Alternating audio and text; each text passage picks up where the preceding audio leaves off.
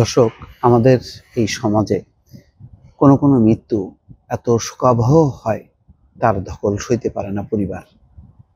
এবং দেখা যায় যে সেই ধকল সহ্য করতে না পেরে পরিবারের সিনিয়র সদস্যরা মারা যায়।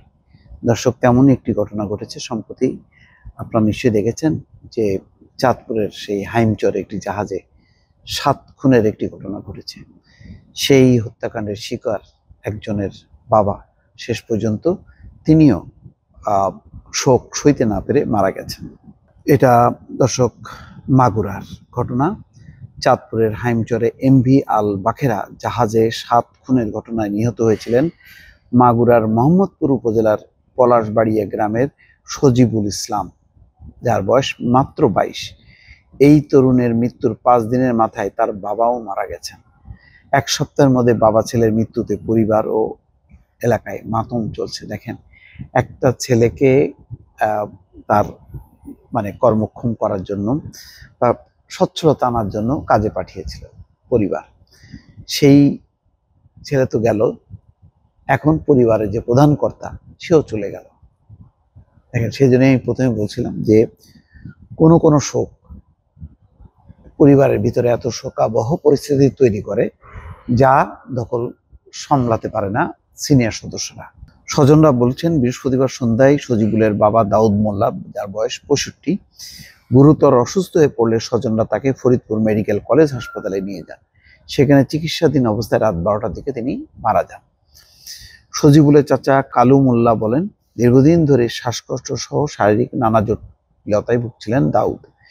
গত সোমবার ছেলে সজিবুলের মৃত্যুর খবর শোনার পর থেকে তিনি কেঁদেই চলছিলেন। কান্না তার থামছিল না। স্বজনরা সান্ত্বনা দিয়েও তাকে বোঝাতে পারেনি। এক পর্যায়ে অসুস্থ হয়ে পড়েন। দ্রুত হাসপাতালে নেওয়ার পর চিকিৎসাধীন অবস্থায় মারা যান। শুক্রবার বেলা 11টার দিকে জানাজা শেষে পলাশবাড়িয়া কবরস্থানে তাকে দাফন করা হয়। ছেলেও গেল, বাপও চলে গেল। সেই পরিবারের অবস্থা কি দাঁড়ায় দর্শক?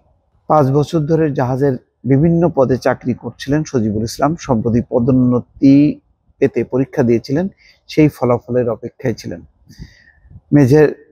মাঝের সময়টায় অলস বসে না থেকে সপ্তাহ 2 আগে এমভি আল বাখেরা জাহাজে গ্রিজার পদে চাকরি নেন।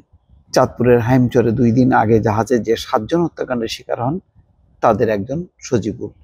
তার বাড়ি মাগুরার মোহাম্মদপুরের উপজেলার পলাশবাড়ি ইউনিয়নে। গত মঙ্গলবার দিবাগত রাত 12টার দিকে তার লাশ গ্রামের বাড়িতে দাফন করা হয়।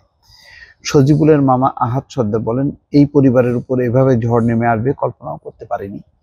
1 সপ্তাহ আগেও সব ঠিকঠাক ছিল। মাত্র 5 মাস আগে বিয়ে হয় সজিবুলের। সে জাহাজে ভালো পদের জন্য পরীক্ষা দিয়ে আসছিল। জাহাজে ভালো পদের জন্য পরীক্ষা দিয়েছিল। আবার বাড়িতে বসে যাতে সময় নষ্ট না হয় সেজন্য ছোট একটা জাহাজে চাকরি নিয়েছিল।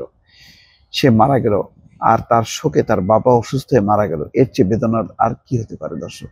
দেখেন, চিন্তা করেন, 5 মাস আগে বিয়ে হয়। তার স্ত্রী একেবারেই যে এখনো পরিপূর্ণভাবে স্বামীর সোহাগ আদর পায়নি। সেও বিধবা হয়ে গেল, বাবা মারা গেল, ছেলে তো নির্মম হত্যাকাণ্ডের শিকার হলো।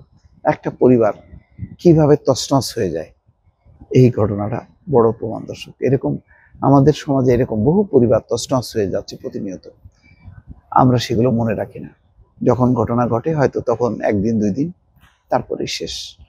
এভাবে বহু শোক সমাজের রন্ধ্রে রন্ধ্রে পরতে পরতে লুকিয়ে আছে দর্শক। ভালো থাকবেন। আল্লাহ হাফেজ।